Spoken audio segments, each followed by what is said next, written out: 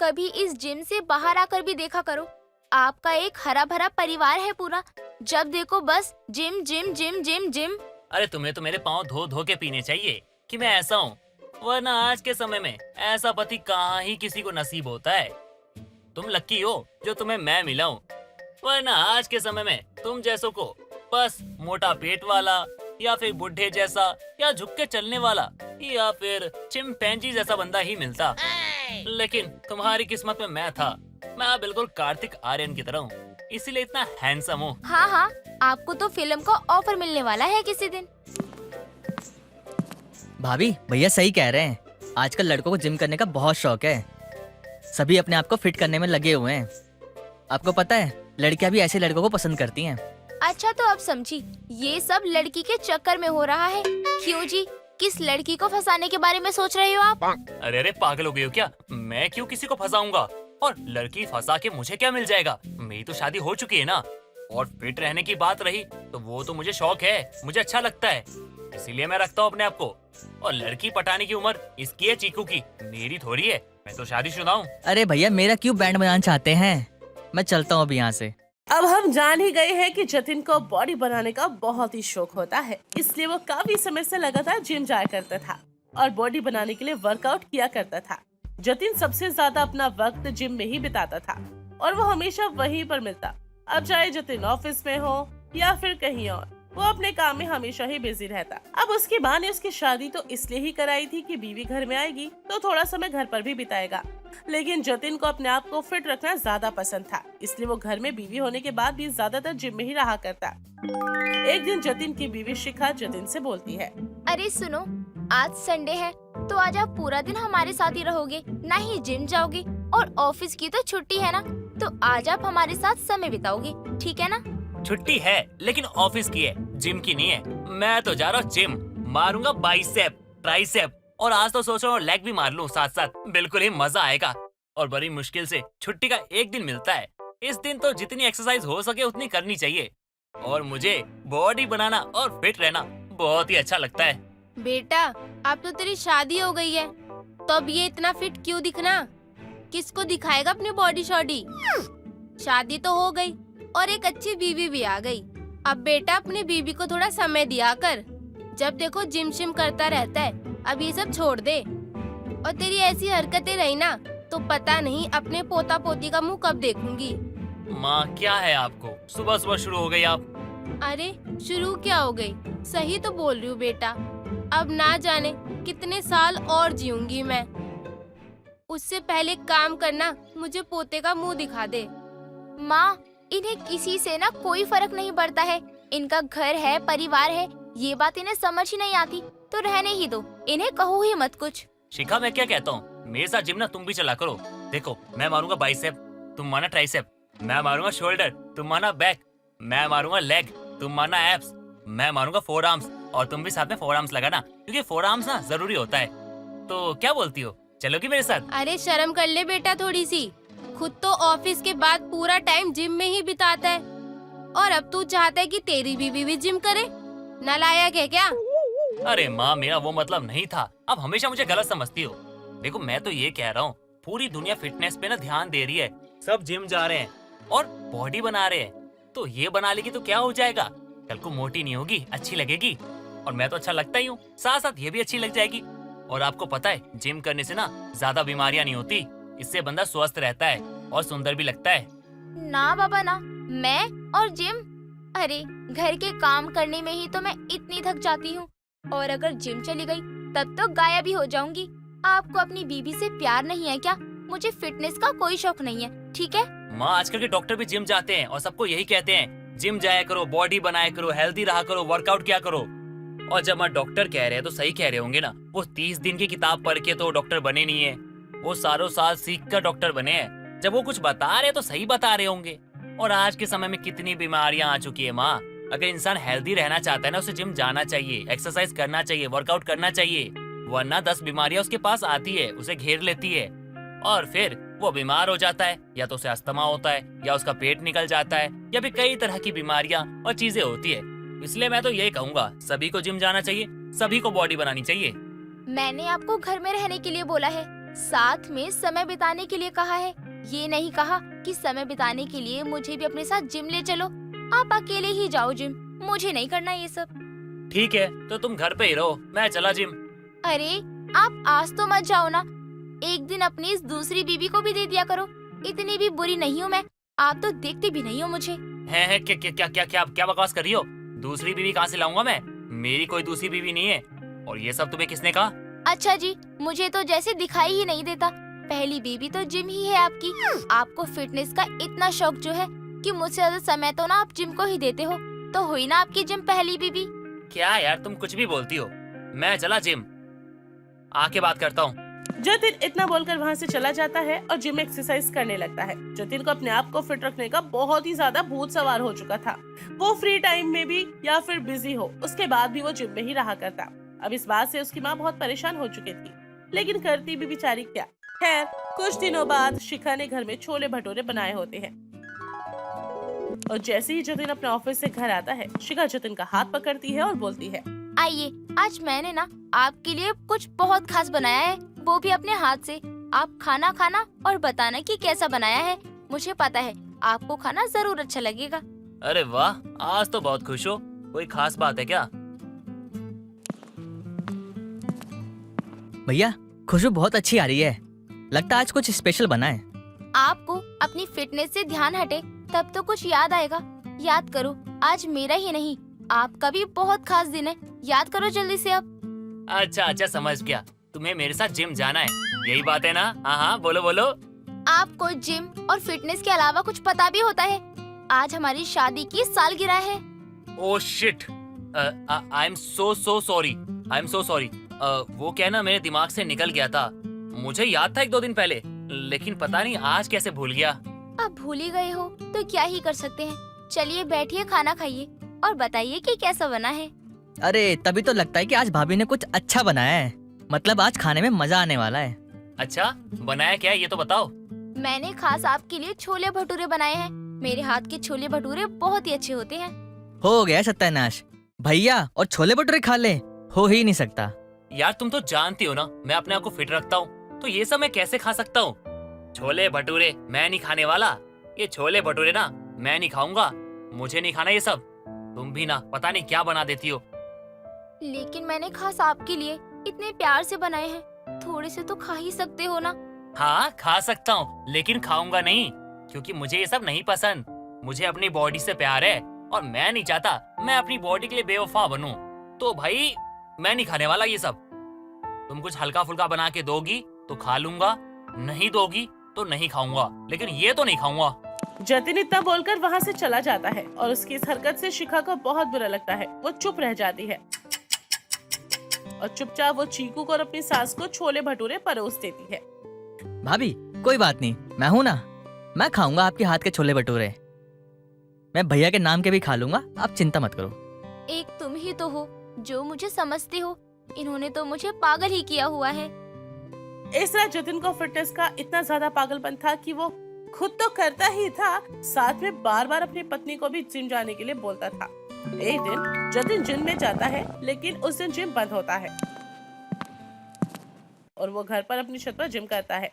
तभी सामने वाली पड़ोसन टीना आवाज लगाकर बोलती है, ओए होए जतिन, तुम्हारी बॉडी का तो कोई जवाब ही नहीं है।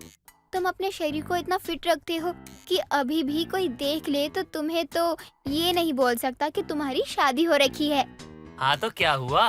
और वैसे भी तुम ना मुझ पे ध्यान देना छोड़ दो और अपने आप पे ध्यान दो। शरीर देखा कैसा हो गया तुम्हारा, और ये पेट तो ऐसा लगा है जैसे बच्चा लेके घूम रही हो। तुमसे ध्यान हटे तो मैं खुद पर ध्यान दूं ना। काश तुमने इतनी जल्दी शादी न की होती तो मैं कब का तुम्हें प्रपोज कर चुकी होती। हाँ तो क्या हो गया? हाँ क्या हो गया तुम्हें? क्या दिक्कत है तुम्हें? अपने काम से काम रखो यार और अपने आप पे ध्यान दो। और इतना ही शौक है ना फिटनेस देखने का, तो खुद की फिटनेस देखो। पेट देखा है तुम्हारा, ऐसा लगा बच्चा लेके घूम रही हो, जबकि पेट में कोई बच्चा नहीं है तुम्हारे। थोड़ा पेट वेट कम करो, एक्सरसाइज करो, वर्कआउट करो। तुम चाहे कुछ भी कहो, तुम्हारी किसी भी बात का बुरा नहीं लगता मुझे। दोनों इस तरह हंस हंस कर बातें कर रहे होते हैं। तभी छत पर शिखा भी आ जाती है और इस तरह दोनों को बात करते हुए देखकर बोलती है, थोड़ा अपने पति पर भी ध्यान दो टीना, फिर शायद तुम्हें किसी और के पति को ऐसे घूरना ना पड़े। अच्छा वो तुम आ गई, मैं तो तुम्हें कहने ही वाला था आओ मेरे साथ कसरत करो। लेकिन तुम आ गई हो ना, तो चलो स्टार्ट हो जाओ। वैसे भी तुमने खुद को देखा है कितनी अनफिट हो। चलो चलो स्टार्ट करो। हाँ हाँ, अभी तक तो बड़ाई से सिखा रहे थे और मेरे आते ही सीधे बन रहे हो। आपको जब पता है कि सब आपको ही देखते रहते हैं तो क्या जरूरत है रोज एक्सरसाइज करने की। एक दिन जिम बंद था तो एक दिन आप खुद को आराम नहीं दे सकते। यार एक दिन भी गैप लेता हूँ ना तो मेरा मन नहीं लगता है। ऐसा लगता है जैसे ही पता नहीं क्या छूट गया है और आलस आता है अगले दिन। इसीलिए मैं ना आलस नहीं करना चाहता। तो तुम मुझे रोको मत, करने दो। अरे रोकना भी क्यों है? इनकी फिट बॉडी ही तो मुझे छत पर बार बार आने को मजबूर कर देती है। इन्हें फिट रहने से तो आज तक काकी भी नहीं रोक पाई है, तो आप क्या कर लेंगी? फिलहाल तो आप अपना काम करो, मुझे पता है मैं क्या करूँगी और क्या करना है मुझे। जतिन, कुछ बोलो तो अपनी बीवी को। अब तुम इतने फिट हो, तुम्हारी फिटनेस दिखनी भी तो चाहिए ना। टीना चुप हो जाओ वरना डंबल फेंक के मार दूंगा तुम्हें। और तुम यार, तुम्हें क्या दिक्कत है? हाँ, ये तो है ही पागल, लेकिन तुम पागल क्यों बन रही हो? छत पे आके ड्रामा क्यों कर रही हो? नीचे जाओ अपना काम करो। बेवजह एक्सरसाइज के बीच में आके बोल रही हो। एक्सरसाइज करने तो मुझे। मतलब अभी भी आपको अपनी फिटनेस की पड़ी है, ये नहीं देख रहे हो कि आपकी बीवी पर क्या गुजर रही है। हे भगवान, पता नहीं कैसा फिटनेस लवर पति दे दिया आपने मुझे। छत पर ही दोनों की अनबन होने लगती है और कुछ देर बाद नीचे आ जाते हैं। शिखा तो बहुत ही परेशान हो चुकी थी अपने फिटनेस लवर पति से, लेकिन फिर भी बेचारी कुछ नहीं कर पा रही थी। कुछ दिनों बाद छुट्टी वाले दिन जतिन फिर से अपनी छत पर डंबल उठा रहा था। अचानक उसके कंधे में जोर का दर्द होता है और वो चिल्लाते हुए शिखा को बुलाता है। शिखा तुरंत डॉक्टर को बुलाती है, तो उसका चेकअप करते हुए बोलते हैं, इन्होंने ज़्यादा वेट उठा लिया, वो भी बिना किसी के हेल्प के, जिनके कारण इनकी हड्डी खिसक गई है। अब इन्हें ठीक होने में 1 महीना लगेगा। ये 1 महीने बाद ठीक तो हो जाएंगे ना? क्या क्या क्या? 1 महीना? 1 महीने में तो मैं मोटा हो जाऊंगा। नहीं नहीं नहीं नहीं नहीं, मुझे अपने शरीर पे ध्यान देना है। ये नहीं कर सकता मैं। ऐसा होगा तो मेरी बॉडी खराब हो जाएगी। नहीं नहीं। आपको अभी भी अपनी बॉडी की पड़ी है, अब तो थोड़ा रुक जाओ यार। हाँ, आपकी पत्नी बिल्कुल सही कह रही है, आप बिल्कुल फिट हैं, तो आपको ना बिल्कुल हल्का फुल्का एक्सरसाइज करना चाहिए था। अब देखो, ज़्यादा करने के कारण आपके दिक्कत आ गई ना शोल्डर में। अब आपको ठीक होने में पूरा 1 महीना लगेगा। और अगर मेरी बात आप मानते हैं तो आप जिम कम कीजिए और योगा ज़्यादा कीजिए, क्योंकि योगा से ही हमारा जीवन और ज़्यादा अच्छा हो जाता है। हैं? योगा से? जी बिल्कुल। ठीक है, अब से इस बात का ध्यान रखूंगा डॉक्टर साहब। योगा पे ध्यान दूंगा। देखा आपने, आपकी फिटनेस क्लब के चक्कर में आपको कितनी चोट लग गई। हाँ, लेकिन अब से ऐसा नहीं करूंगा। आज तो कंधे पे चोट आई है, कल को पता नहीं क्या हो जाए। मुझे समझ में आ गया है, कोई भी चीज ना ज्यादा करने से ना दिक्कत हो जाती है। अब हर एक चीज में समय पे क्या करूंगा, एक्स्ट्रा करने की कोशिश नहीं करूंगा। जतिन के सर से फिटनेस का भूत तो उतरता नहीं है, लेकिन अब उसे समझ में आ जाता है कि पूरे दिन जिम में घुसे रहने से कुछ नहीं होगा। इसलिए वो अपनी फिटनेस के अलावा अब उन चीजों पर भी ध्यान देने लगता है, जैसे कि योगा। अब वो योगा भी करता है और बहुत जल्दी ठीक भी हो जाता है और सबके साथ खुशी खुशी रहता है। सुनीता की कई दिनों से बहुत ज्यादा तबीयत खराब थी, इसलिए घर का सारा काम उसकी बेटी पूनम करती है। एक दिन पूनम पढ़ रही होती है, तभी उसकी माँ उसे बुलाती है और कहती है, बेटा मेरी कमर में बहुत दर्द हो रहा है, जरा बाम लगा दे मेरी कमर में। माँ, मैं पढ़ाई कर रही थी। एक तो वैसे ही घर का सारा काम मैं खुद अकेले करती हूँ, थक जाती हूँ, फिर आप मुझे ये सब बोल देती हो। आपको तो पता है ना, मुझे पढ़ाई भी करनी होती है। बेटा कुछ दिनों बाद तो तेरी शादी हो ही जानी है। अब कुछ दिन इस घर में बचे हैं तेरे, तो अपनी माँ की थोड़ी सेवा पानी ही कर ले। और मैं कौन सा तुझे रोज रोज कमर दबाने को कहती हूँ। माँ, आप मुझे रोज रोज ब्लैकमेल मत किया करो। मुझे भी पता है कुछ दिनों में मैं इस घर से विदा हो जाऊंगी। अब आप भी अपनी बहू ले ही आओ माँ। कब तक खुद सब अकेले करती रहोगी? तेरे भाई को तो बोल बोल कर थक गई हूँ, लेकिन उसे कुछ समझ ही नहीं आता। अरे अभी जवान है, एक से एक अच्छी लड़की मिल जाएगी उसे, और थोड़ी सी उम्र निकल गई तो नाटी मोटी मिलेगी। भाई को तो पता नहीं क्यों शादी नहीं करनी है। मुझे तो भाई का आज तक कुछ भी समझ में नहीं आया। अरे कोई लड़की पसंद है ये भी नहीं बताते, और आप कोई लड़की दिखाओ तो मना कर देते हैं। अब तू ही बता, जब वो खुद ही जिद करके बैठ गया है कि उसे शादी ही नहीं करनी, तो मैं भी क्या कर सकती हूँ। लेकिन माँ, जब कल को मेरी शादी हो जाएगी तब क्या होगा? वैसे भी आपकी तबीयत खराब रहती है। कैसे अकेले सारे काम करोगी? ये भी तो सोचो ना माँ आप। मेरा शरीर अब इतना लायक तो है नहीं कि मैं तुम जवान बच्चों की तरह दौड़ दौड़ कर सारा काम कर लूं।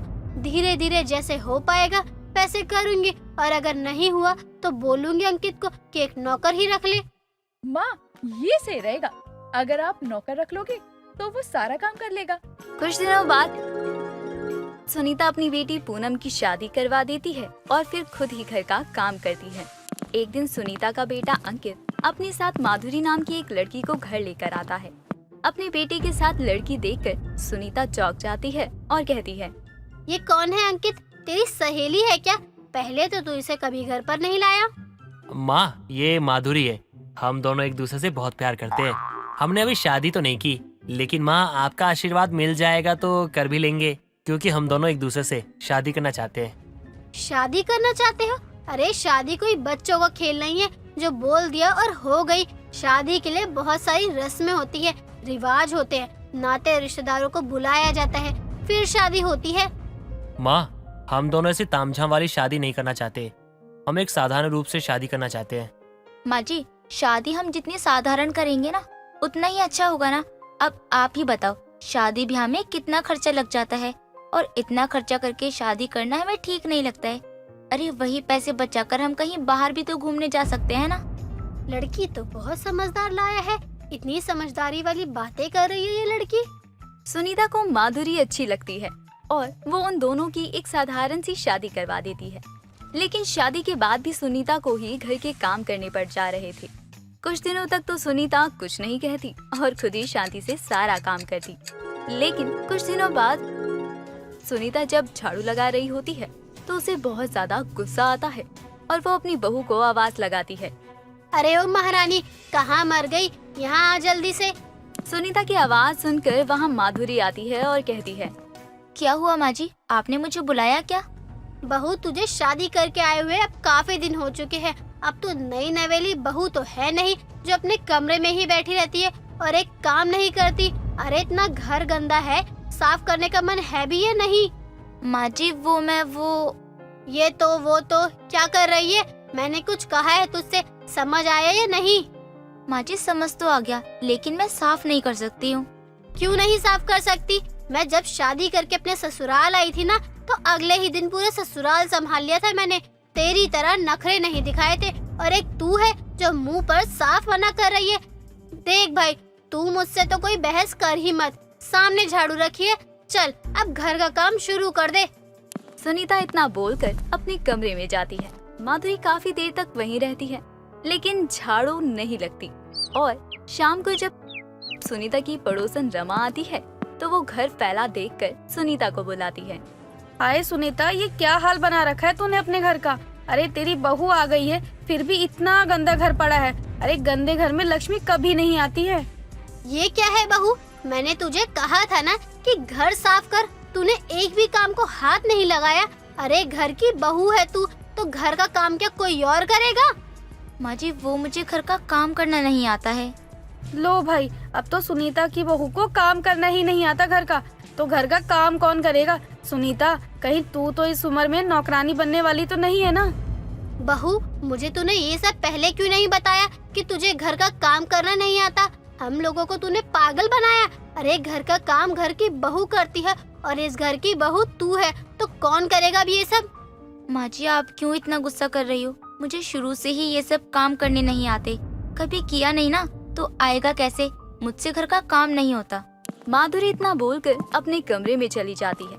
सुनीता तो माधुरी की बात सुनकर बिल्कुल बौखला जाती है, क्योंकि अब अगर उसकी बहू घर का काम नहीं करेगी तो घर का काम करेगा कौन?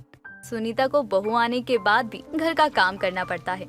एक दिन सुनीता अपनी बहू से कहती है, ठीक है बहू, मैं मान गई कि तुझे घर का काम करना नहीं आता, लेकिन सीख तो सकती है ना। और तुझे सिखाने के लिए तेरी सास यहाँ खड़ी है, मैं तुझे सिखाती हूँ कैसे काम करते हैं घर का।